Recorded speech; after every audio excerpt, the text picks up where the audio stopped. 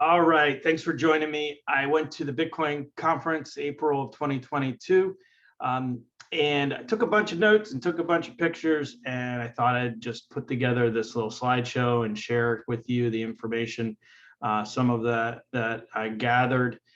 You can actually go on b.tc, and they have a YouTube channel where all of these sessions were recorded. So if something in this that I tell you about is interesting, you can go back and actually watch the whole presentation. This is the Bitcoin bull that was unveiled by the mayor of Miami. This was in Miami Beach. There were about 25 to 30,000 people there. It was pretty incredible. I've never been to an event that big. The conference facility is just huge. One guy I know from Lancaster thought he said that he thought it was probably 9 acres in just this one main conference room, which is pretty incredible. So first one that I started to take notes the first day, I was there Thursday and Friday and Saturday, and these were like the general seminar days where there were speakers. And so Bitcoin athletes were some of the first to speak. Serena Williams was a tennis player. Aaron Rodgers is in the NFL, and so is Odell Beckham Jr. And they were talking a lot about it. I just took a couple good notes. Odell thinks it's going to a new technology that we really need to pay attention to. It's going to really change the way we think about a lot of things, and I'll be talking about that throughout this. Aaron Rodgers is taking his salary in Bitcoin now. It was just a few years ago that somebody told him about it, and he said, well, what's that? And then just went down the rabbit hole like a lot of us do. And Serena says it's a revolution that she's excited about. And she has an investment fund, I believe. I don't know a ton about her, but I know that she's really into, I think, funding startups. I think she has a VC fund. In any event, she is pretty knowledgeable when it comes to money. So it was really cool to hear them speak about it. The next one that I attended was in one of the other rooms. It wasn't in the big one, but it was called Becoming a Sovereign Individual. And so these 4 guys spoke. I don't know a ton about them, but I do know that Pascal, he's a hardware wallet developer, and Parker Lewis has been in this space for a long time, very, very knowledgeable. Robert Breedlove is a sort of a philosopher and writer about Bitcoin. He's on a lot of podcasts. Matt Barkley is also in the NFL. I'm really excited about Bitcoin and what it's going to be, what it can do, what it has done already. Bitcoin revolution should be thought of as a blitzkrieg, not a guerrilla warfare. This is Pascal, the notes from him. There are about 300 million people who own it on the planet, and probably about 1 billion people who believe and know about the technology. And it provides average people the ability to vote with your feet by owning Bitcoin, because it gives them a way to get out of the current fiat financial system. And this is everywhere in the world.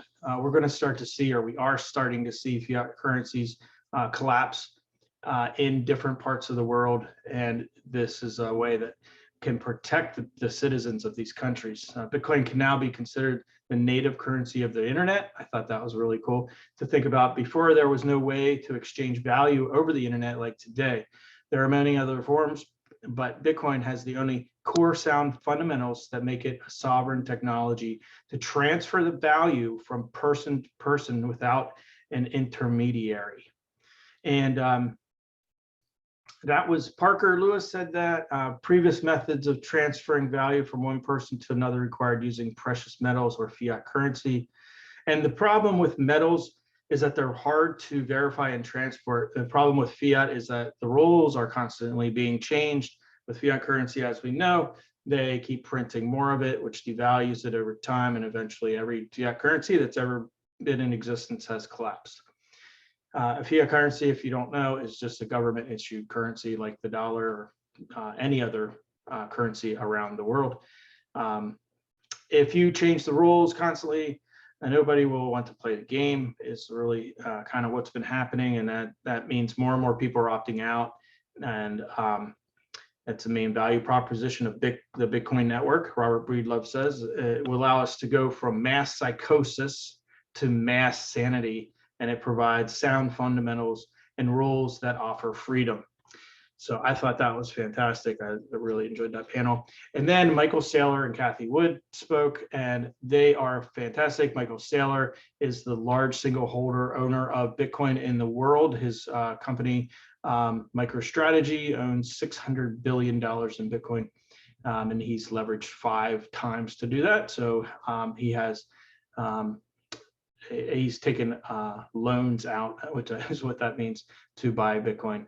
And Cathie Wood is a star stock picker and founder of a $60 billion ARK investment fund, which invests in innovations like self-driving cars and genomics. So I wanted to put that out there because it's pretty important to understand the magnitude of these speakers. They both agree that Bitcoin is a safe haven for public figures, average people, and societies to store their wealth for long-term time horizon. That's the way I think of it too. The short-term volatility really isn't something to be too worried about if you're on the long-term time horizon, which is what I feel like is the smarter way to think about it. They warn that regulation will create volatility, and this is expected, so it is normal and for the short term. What's happened in the last few weeks, so we're in April of 2022 right now, it was the White House, what happened in the White House, the president's announcement that they aren't going to try to do anything drastic. Michael Saylor said it is great for Bitcoin. So Gensler said it's not a security, so that is great as well. He basically says everything else is a security. Saylor believes Bitcoin is replacing gold as the non-sovereign store of value as corporations start to look for a safe haven away from dollar price assets. Bitcoin is hedged against counterparty risk. A counterparty risk meaning that if I put my money in the bank and the bank ceases to exist or gets robbed or something, then I lose my money. And since it's a technology and not controlled by a centralized entity, meaning that there is no counterparty that you can that could take your wealth. So they both agree that the tech is being developed with the rails of the Lightning Network, and the ability to transact over that will drive the adoption aggressively. The Lightning Network is a layer 2 technology that runs on the Bitcoin network, which is huge, but it allows us to transact quickly, basically instantaneous, from anywhere in the world to anywhere else in the world.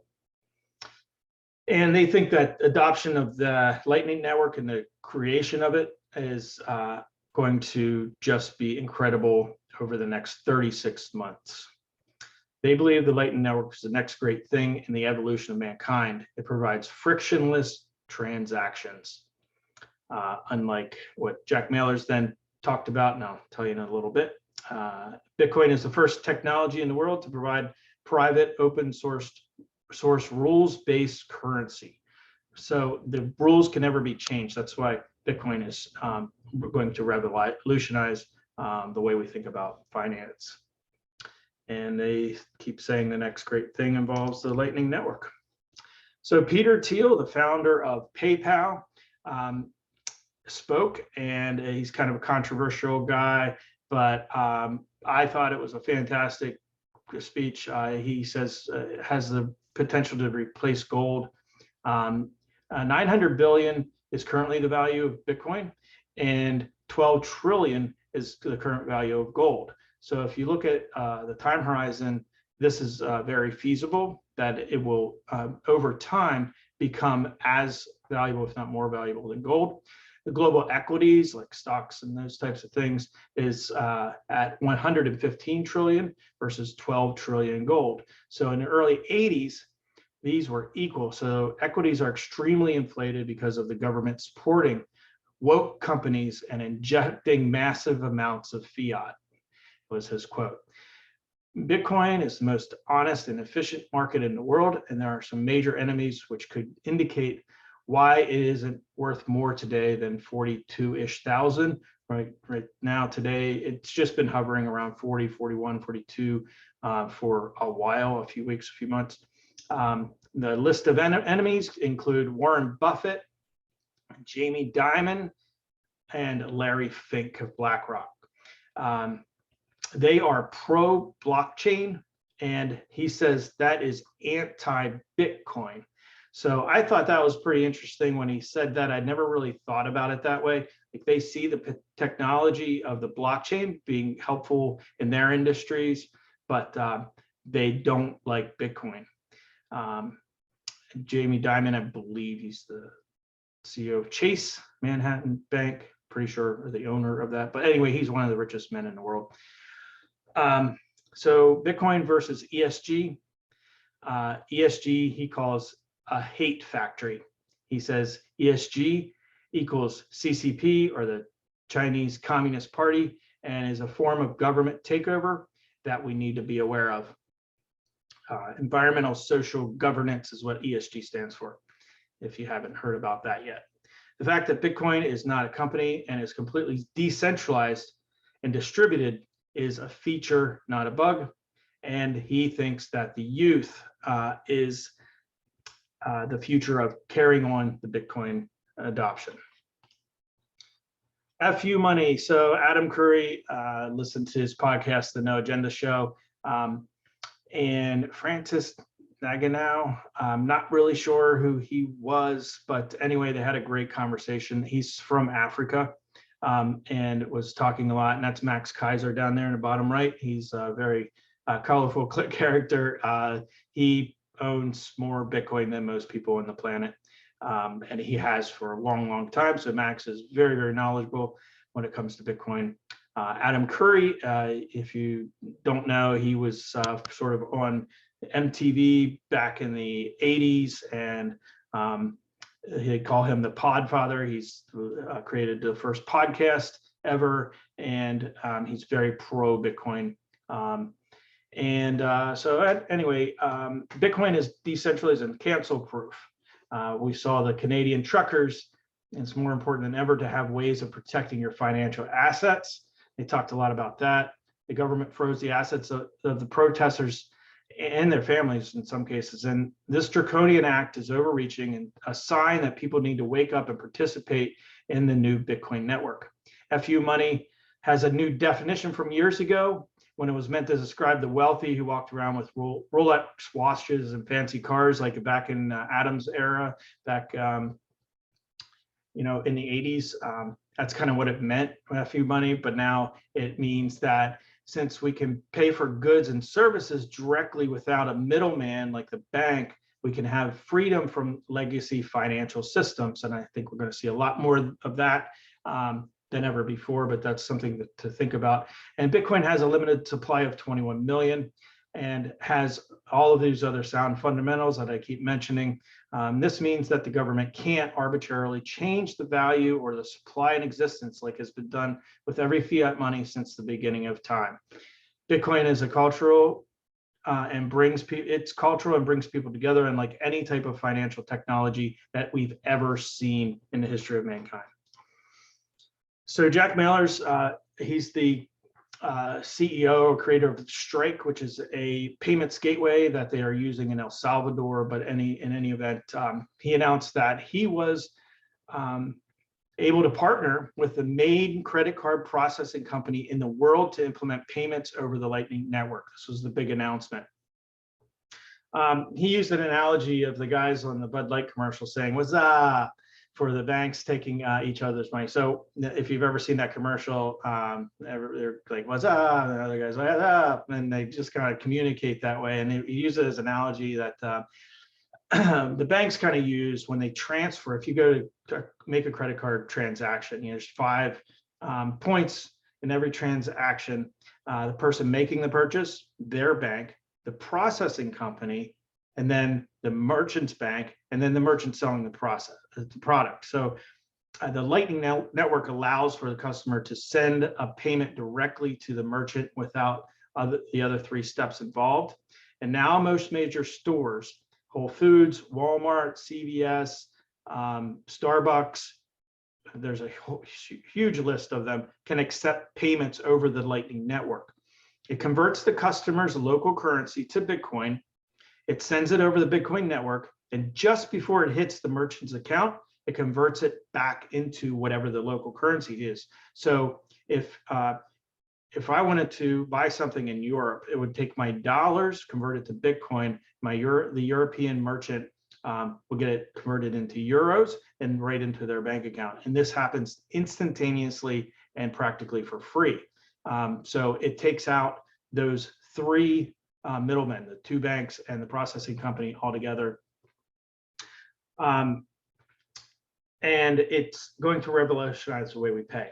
So the way it's used is going to be the next form of adoption, in my opinion, because you have to request to use this.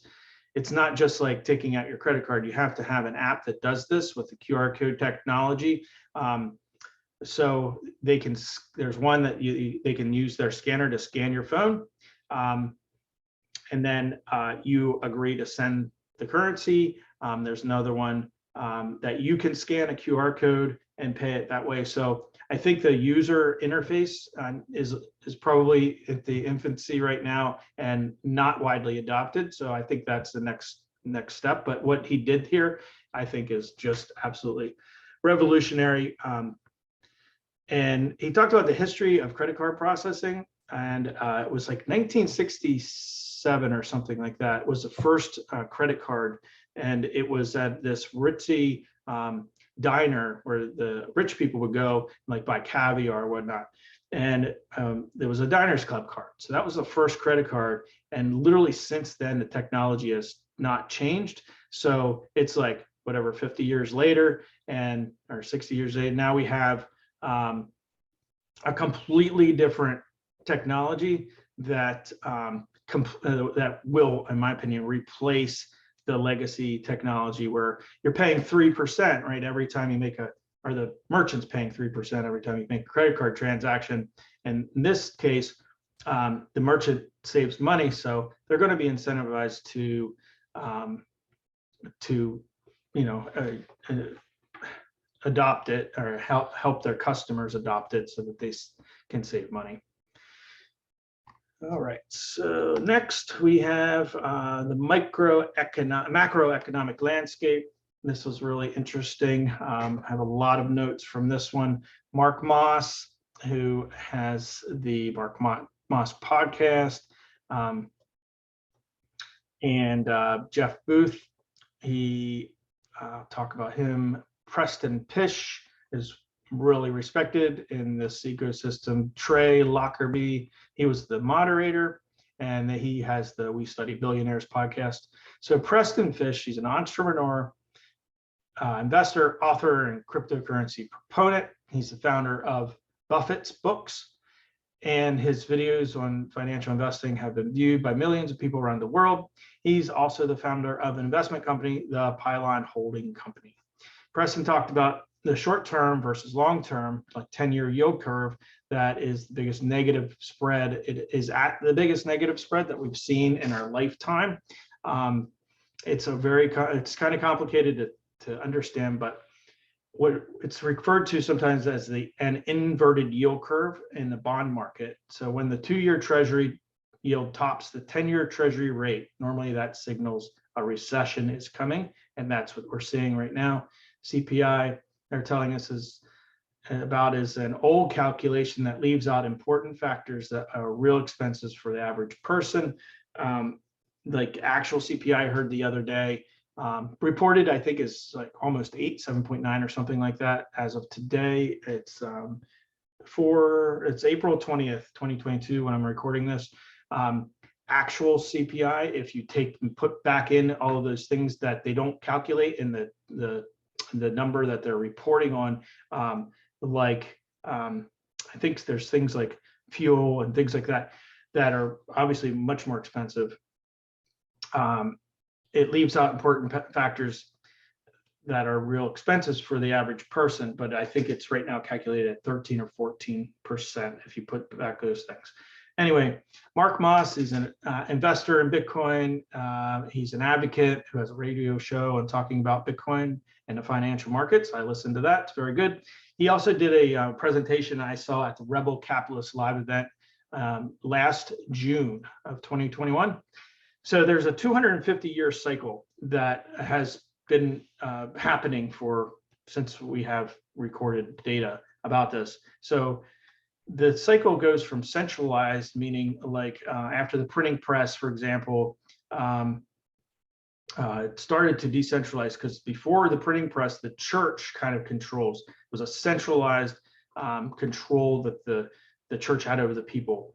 And then it gradually, over a 250-year cycle, it becomes decentralized. So we saw this happen with the Industrial Revolution and things like that. But he has a great presentation. I encourage you to look it up and watch it. And then there's also an 80-year debt cycle that causes fiats to fail. Fiats typically don't last for more than 80 to 100 years. And there's also a 50-year technology revolution that happens. And what is unique about this, and he has a great presentation on, is that all three of these are converging at the same time, and we're living in it right now.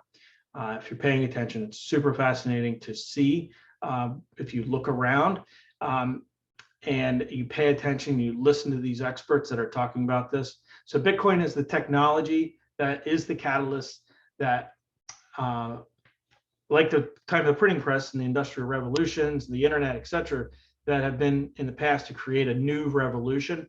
Jeff Booth, he's a visionary leader who has lived at the forefront of technology change for 20 years. He led Build Direct. It's a technology company that aimed to simplify the building industry for nearly 2 decades. Through the dot-com meltdown and the 2008 financial crisis and many ways of technological disruption. So he lasted through all of those.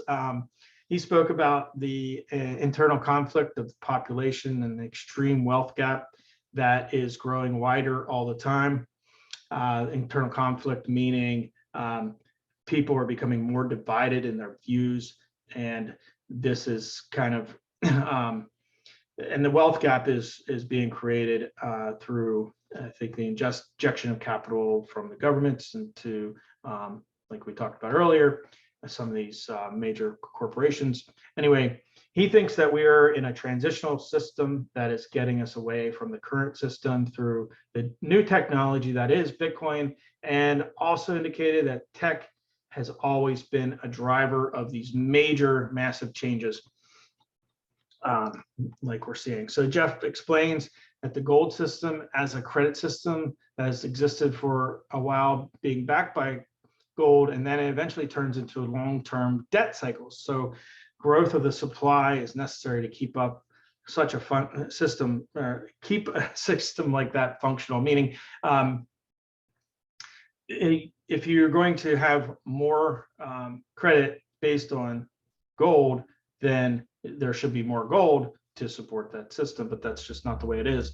At first, this type of system is based on trust, and when that is abused, the system fails. So it used to be if you had $1 that you could buy back $1 worth of gold at any time, people trusted that. But since then, it's changed a lot. They keep changing the rules.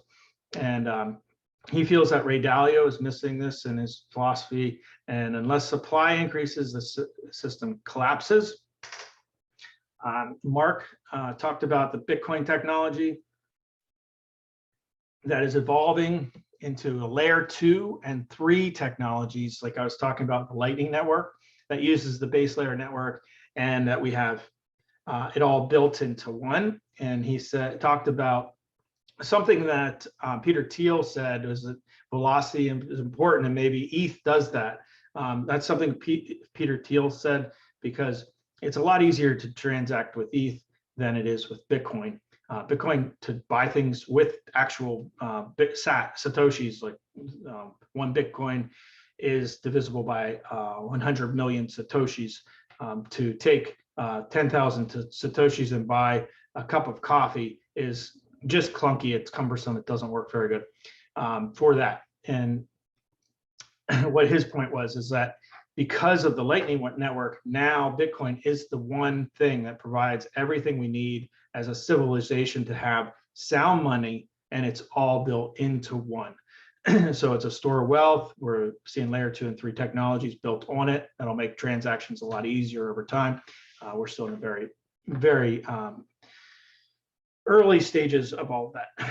So with the ability for anyone to be part of the network means that it's decentralized. And it gives the power to run your own node if you want to. So that a node is the ability to download the entire Bitcoin database, call it. A blockchain is basically a database. And you can join the network, which is something I'm going to learn about. I don't know too much about it now, but essentially allows anybody to do that, so that you're in a decentralized consensus network, meaning that your data agrees with all of the other ones on the network. But if you try to change that data at all, you'll be kicked out of the network. So it's going to be, so the question was, is it going to be here in 20 years? Think about anything in terms of financial. If it is, then it is the future. If it's not, that isn't the future of finance. It has to prove that it will be around forever. And their point was Bitcoin does do this. Currencies are going to zero. It's just math.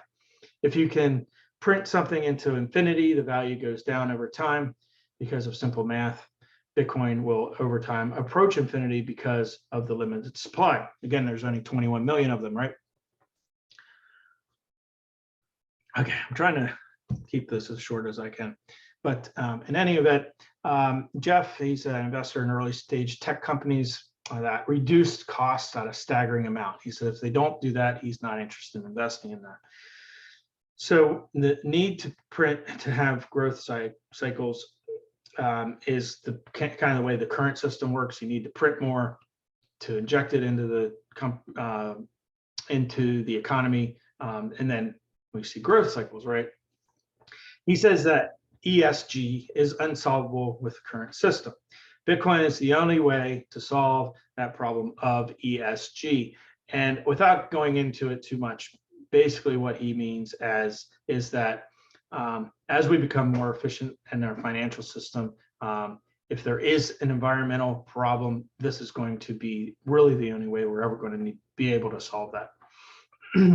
Mark says that he talks about eroding trust. He says nations that don't have nuclear can't trust nations that do have nuclear warheads, right? So that's a big problem. And he says it's really hard to verify gold reserves. Countries can say that they have this much gold, but can you see it? Can you verify that? It's really hard to do that. And so that really doesn't work. There's in a globalized environment, you can't have trust when you have these things in place. A bank is where your money goes to die. Bonds are risky, and then says never sell your Bitcoin. Jeff Ross said, we don't want money, we want the things that it can buy, which I thought that was pretty interesting way to think about wealth in general. Manipulation causes money to devalue. And so because of that fact, Bitcoin is hope and truth. Preston Pish says his closing words were, buy Bitcoin and fall asleep for 5 years. And measured by the 1980 model, right before 1981 is when the model of CPI changed. He says that he believes we're at about a 20% rate of inflation. If you measure it by the 1980 model, if you look at the 1981 model, that's the way they're measuring it currently, and that was Greg Foss. Fascinating stuff. Next one I went to was You Are the Carbon They Want to Reduce. This was on the main stage. Nick Carter from Capital Island Ventures, Darren Feinstein from Core Scientific. He's got the great mustache there. Amanda Fabiana, she works with mining companies, and Kenzie Sigalos is the moderator of this one. She works for CNBC. She's a technology reporter and was talking about how she calls all these people up when she needs to do a story about, Bitcoin mining or just Bitcoin in general. So they talked about how in 2017, there were really only 2 million people in the network, and now there's about 130 million miners. Analog to digital is always resistance. You can think about how the post office was resistant to email, and they were trying to figure out a way to tax email because they thought the post office would go away. And they talked about the actual mining rigs. The miners themselves don't produce carbon. It's the energy sources that produce the carbon. And 66% of mining energy, the energy that miners, the physical devices that create Bitcoin, let's stick with that, is renewable. So they're incentivized to go to places around the world that have extra energy for whatever reason. So they do, and this energy argument against Bitcoin is just pure narrative, pure hype. It doesn't make any sense. It's not true. Banks and gold producers, for example, won't publish where their energy comes from. And think about how many banks and ATMs there are around the world and how much energy they must use. It's way more than Bitcoin mining. I will tell you that. Nick Carter, he says about energy supply and demand is mismatch for building mining farms. There's a negative cost for wind because it involves incentives. I didn't know that. That was pretty interesting. So the government incentivized wind farms. So if you use the energy that the wind farms are producing, there's actually a negative cost. So that's pretty cool. Stephen Barber, you can mine with renewables, even though there's a lot of talk that this is not the case. Miners should do press about the jobs in local economies. Nobody's talking about that. So he actually went to this little town in Texas and started up a huge mining operation that employs, I think, close to 100 people, something like that. In any event, doesn't really matter the number, but it shows you that mining and Bitcoin is actually good for the population in general, and is going to, if anything, can solve the ESG problem, then Bitcoin can. Bitcoin Mining Council is Darren Feinstein, the guy on the far right, or the second from the end there. He's been mining since I think 2011, so he's been in a long time. He has a council of Bitcoin mining, and Saylor is part of that. Michael Saylor, who I talked about earlier. He said we can be decentralized, but we don't have to be deorganized. I thought that was really interesting.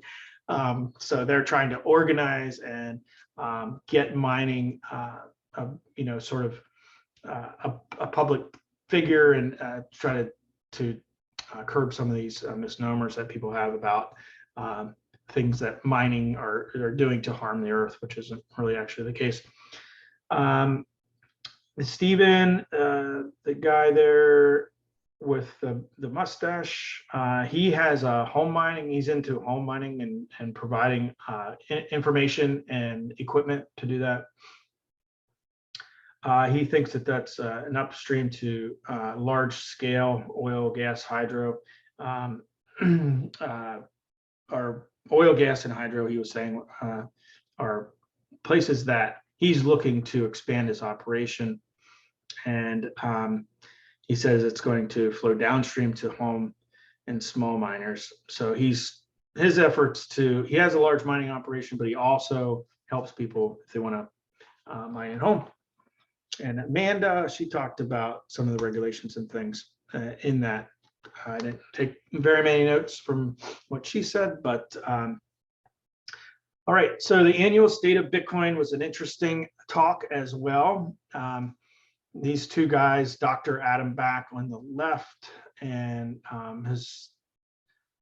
he says that Bitcoin is survivable and seizure resistant. Two very important things to understand about Bitcoin. Steve Lee, He believes self-custody is very important, meaning that you can take your Bitcoin off of the network and transfer it onto cold storage or a hardware wallet that's not connected to the internet. So you control it. You can keep it safe there. He said new development kits like Lightning are good for moving forward. The Lightning network that I talked about. They talked a little bit about mining centralization. And I think when we were talking about that, it was more of bringing the various mining companies around the world together to learn from one another. He says that centralization pool, so the mining pool is also, the mining pool decentralization makes it harder to mine a block, but centralization makes it easier. So that's right. He was saying about there's a way to put all the miners in one centralized network so that you're kind of helping each other out, I guess, to make it a little easier to mine and saves energy that way as well. Mining Z1 is a way for miners to participate. I'm sorry, I didn't take very good notes here. They're talking about the future of mining, and miners running a full nodes will be popular with millions in the future. They think we need to have innovation to attract new home miners. Intel will be making chips along with others to innovate. Currently there's only 2 manufacturers, and they were saying that they believe that it's going to be a lot less expensive. Right now, to buy S19 Pro mining rig is about $10,000, $11,000. They were talking about the ability to buy a mining rig for about the size of just a PC. So that'll allow a lot more people to participate to the network, which will be good for Bitcoin in general. There are new cooling designs for miners. The major problem with mining and running this hardware is that it produces a lot of heat. So there's immersion technologies, meaning they're taking the actual mining hardware and immersing it into a liquid, and that distributes the heat a lot more efficiently. So I saw a bunch of those types of companies at the conference that were promoting their ways to cool miners. It's basically like an outdoor air conditioning unit that it runs just like an air conditioning. So basically runs outside, cools down, through these, however your air conditioner works, makes cold air or cold that the air runs across, and then in this case it's a liquid that it's pretty neat technology. And I think what's going to happen is this technology is going to get better and better, and then more and more people it's going to be accessible to more and more people.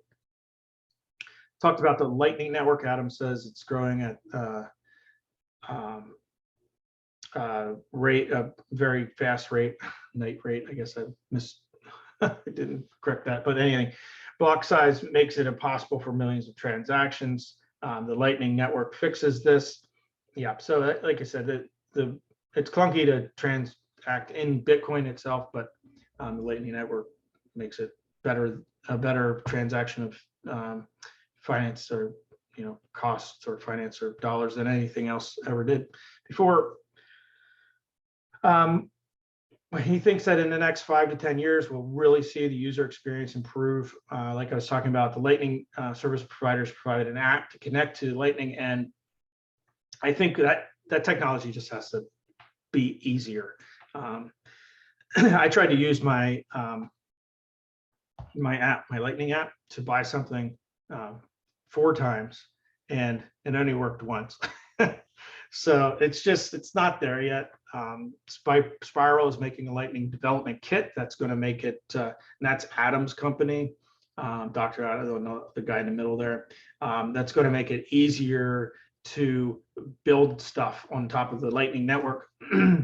And just like the internet was in its infancy, there wasn't much there. But then, emerged Google, then emerged other websites that made it easier to build things, and emerged websites like Amazon that made it easier to buy things. So I think that we're at like 1999 of the internet right now. So in terms of Bitcoin and the different services that it can provide.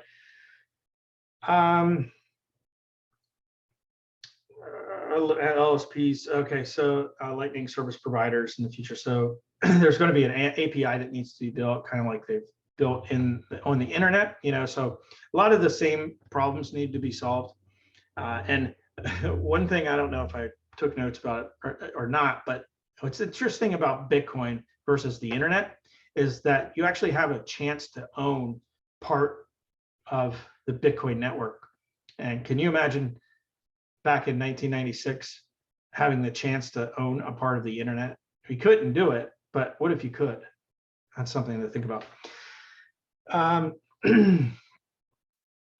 channel rebalancing, peer-to-peer swap. They talked a little bit about that. That's kind of technical jargon for a lot of the technical things that need to happen.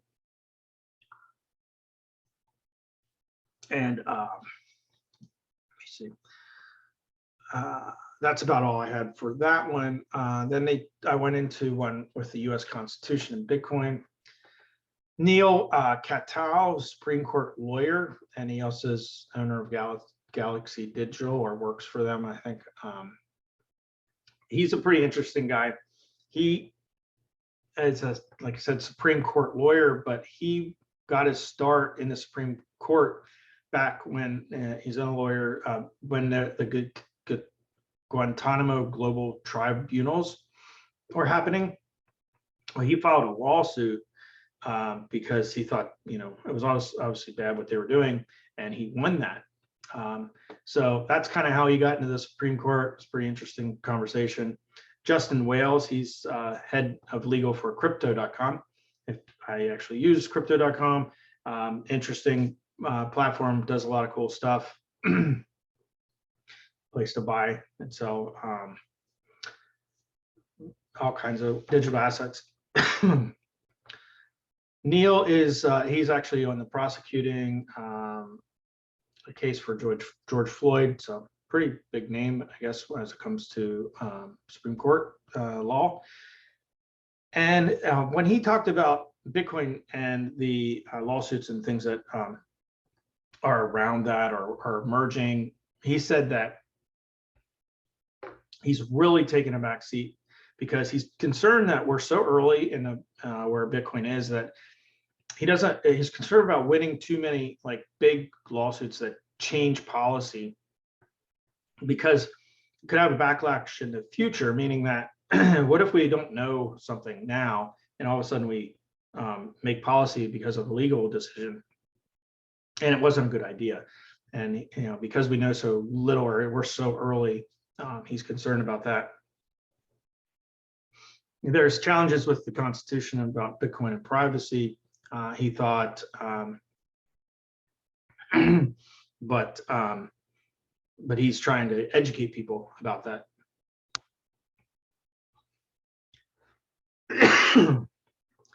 So Bitcoin transaction, financial or expressive speech with code. So that's kind of one of the, are Bitcoin transactions financial, or are they expressive speech with code? And so those are some of the debates that are going on right now in the legal world. And he's trying to tell a story about and why some regulation is necessary to protect the future of Bitcoin. So I thought that was really interesting. And he thinks it's important that we do that for individual freedoms. There's constitutional backstops for this. So he's wondering, does government have a role in this? Why is it could be so onerous? And thinks that we all, he was talking to the crowd, need to start telling the story about Bitcoin and speak up. Oh my gosh.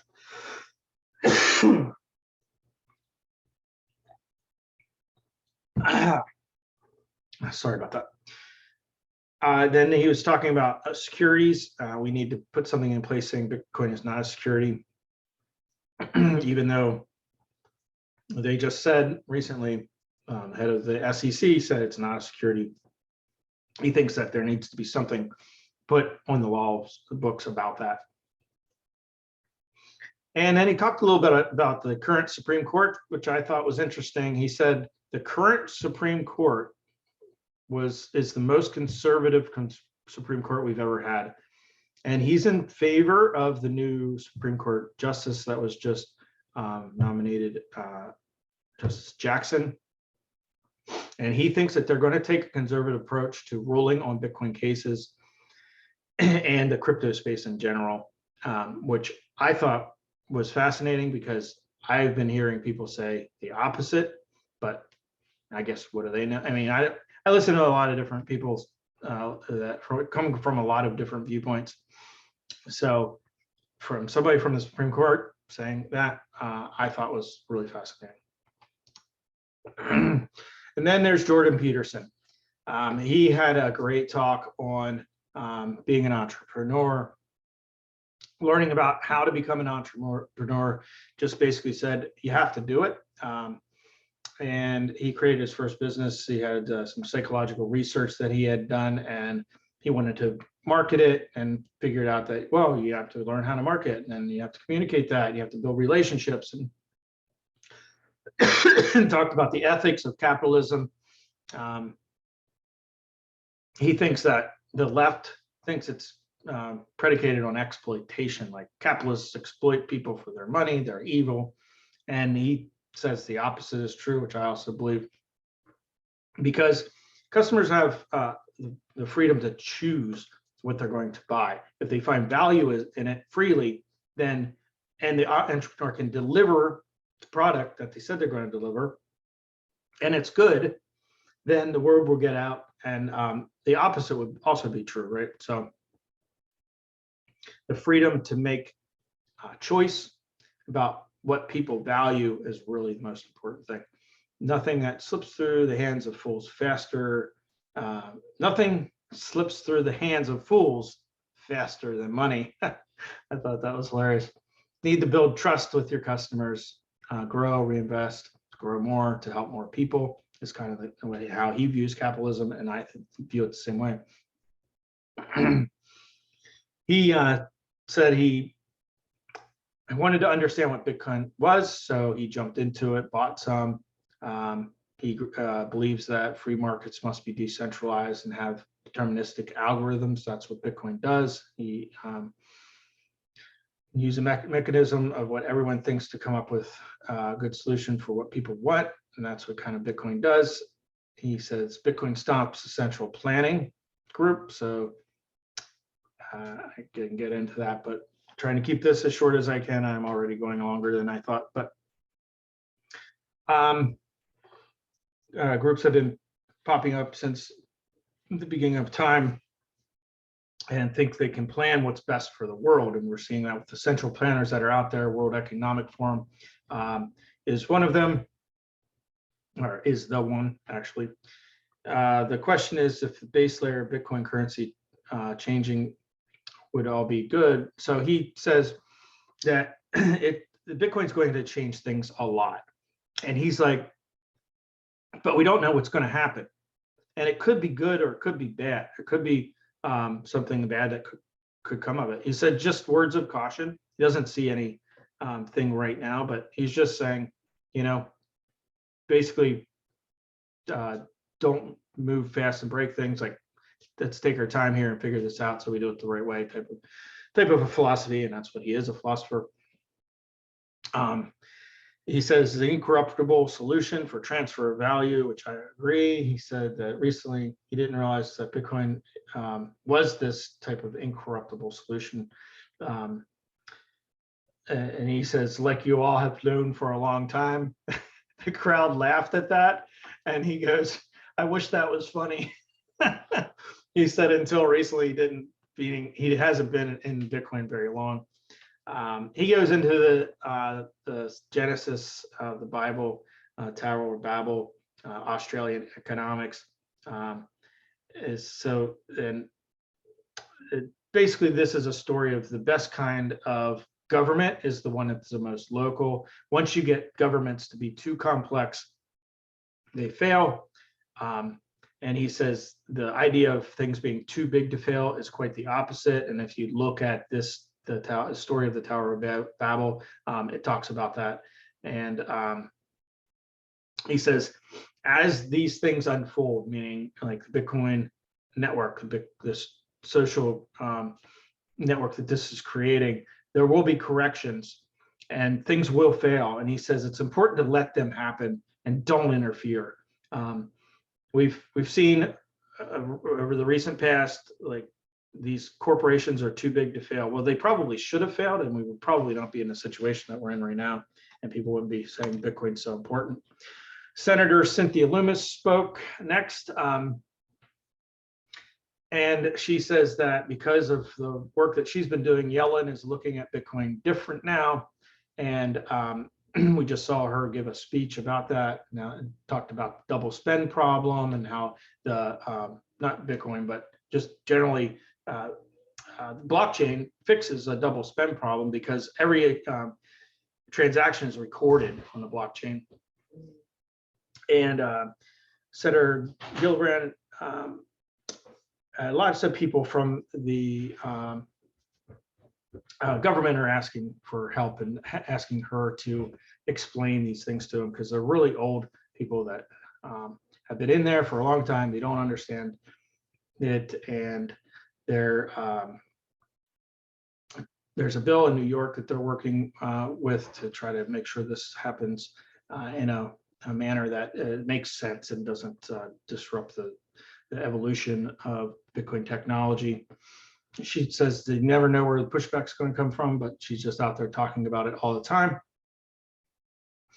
She's been in touch with as many Democrats as possible to get them to engage and understand. She recognized that as the result of this war that's happening, Ukrainian people are actually able to take Bitcoin donations, and they're because of the speed of the network, they can spend it the same day. And she says in previous crises like that could never happen like that before. It'd be days before people get money that they really needed that day. She talks about the argument of, bad guys are using it, but she says both good guys and bad guys are using it, but the good guys are using it for freedom. She said it can help faster, cheaper, and safer than ever before. She reiterated that with really anything, sending money is easier now than ever through the Lightning Network. Bitcoin gave them the ability to buy things. It kind of flipped the dialogue when Congress started to see that what it's changing and how fast it's changing and how dramatically it's changed over the past 12 months in the White House she's talking about. And then finally, she's talked about the central bank digital currencies, and that not many people in the government right now are thinking about it, but realizes that digital currency is a very, very bad thing because it provides the ability for a government to literally control its citizens' money. It can turn it off or let it expire at any time. There's all kinds of really bad things that can happen. So what she says that she thinks that, she talked about the digital yuan in China, and they are using it right now. And it's literally a form of surveillance, and they recognize that. And she thinks that there'll be a stable coin that the people will use that will be issued by the government, but not necessarily controlled. I don't know if I believe that. She says that what she sees as possibly CBDCs would be a method of transferring money from central bank to central bank around the world, but not used with the citizens. Yep, we'll see. I don't know, but that's what she thought. But she was that was encouraging. This guy was pretty cool to listen to. Mark Novogratz of Galaxy Digital. I'm pretty sure he was the founder of that. Said a couple of final things. It's a great place to store your efforts. I love the way he said that. So you can do well by doing good with Bitcoin, with businesses, and that's what he tries to do. Now that we're seeing sovereign wealth funds well, they're getting ready to. They can't really yet buy Bitcoin, but once we do start seeing sovereign wealth funds buy Bitcoin, it means it's at a value that, because they're going to have to buy so much of it, it's not going to move the market. That's when you know that we're on to the next stage. And he says that it's important for us all to contribute to the Bitcoin community. So that is it. These are not pictures from that.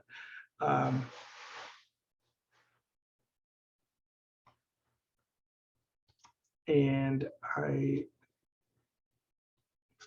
wanted to possibly show a couple pictures, but anyway, so after that, like I said, we went to the beach on Saturday. It was fun. Went to the concert. It was a fun time in Miami. Can't wait to go back next year. And thanks for watching.